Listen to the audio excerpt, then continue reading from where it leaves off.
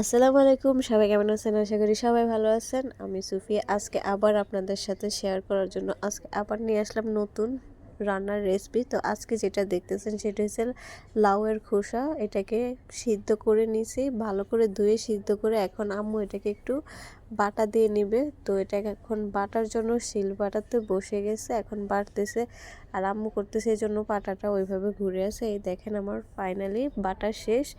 এখন এটাকে আমি রান্না করব।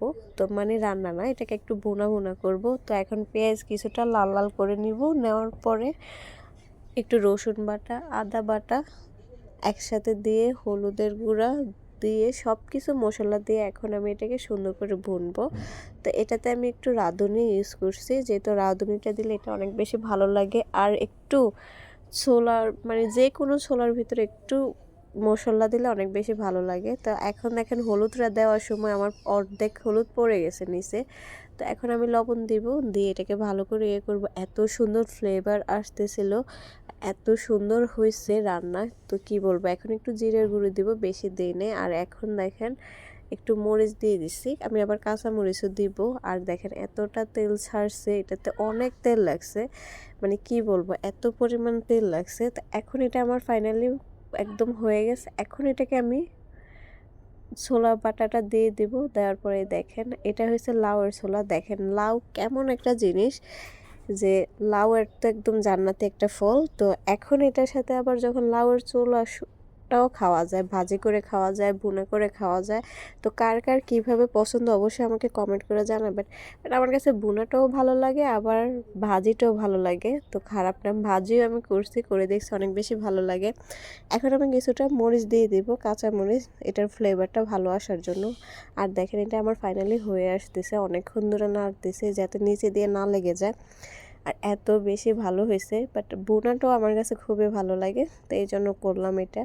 আর দেখেন এটার কালারটা কতটা সুন্দর আসছে। আমি অনেকটা তেল দিয়েছি, আরও পরে আবার দিয়েছি, ওইটা স্কিপ করে ফেলছি, ওইটা দেখেন। দেখেন আমার লাড়ার সময় আমার কড়াইয়া পর্যন্ত লড়তেছে, এতটা পরিমাণ লাড়তেছি আমি যাতে নিচে দিয়ে না লেগে যায়। নিচে দিয়ে লাগলে তো আর খেতে ভালো লাগে না, একটু পোড়া পোড়া হয়ে গেলে একটু গন্ধ হয়ে যায়, যেটা খেতে ইচ্ছা করে না। আর এত সুন্দর হয়েছে, কারা কারা অবশ্য পছন্দ করেন তারা অবশ্যই কমেন্ট করে আমাকে জানাবেন। আর অবশ্যই আমার চ্যানেলটা সাবস্ক্রাইব করে রাখবেন যাতে সর্বপ্রথম ভিডিও আপনাদের কাছে আসে। আর বেশি বেশি করে শেয়ার করবেন, এইভাবে আমাকে ভালোবাসা দিবেন, আমার পাশে থাকবেন। দেখেন ফাইনালি আমার এটা একদম হয়ে গেছে। তো আরেকটু করব, শক্ত শক্ত করব, এটাকে একটু ভেজা ভেজা এখনও ভাব আছে। তো আমি এতটা একদম পানিটা একদম শুকিয়ে ফেলবো, শুকানোর পরে এটা আমি নামিয়ে ফেলবো। আর দেখেন আমি একবারে চুলারটা একদম ডিম করে রাখছি যাতে এটা পুড়ে না যায়। তো এখন আমার কাছে মনে হয়েছিল যে এটাকে একটু আরেকটু নাড়া দেই, নাড়া দেওয়ার পরে ভালো করে এই দেখেন এটা একদম পানিটা শুকিয়ে শুকিয়ে গেছে, একদম শুকনো শুকনো।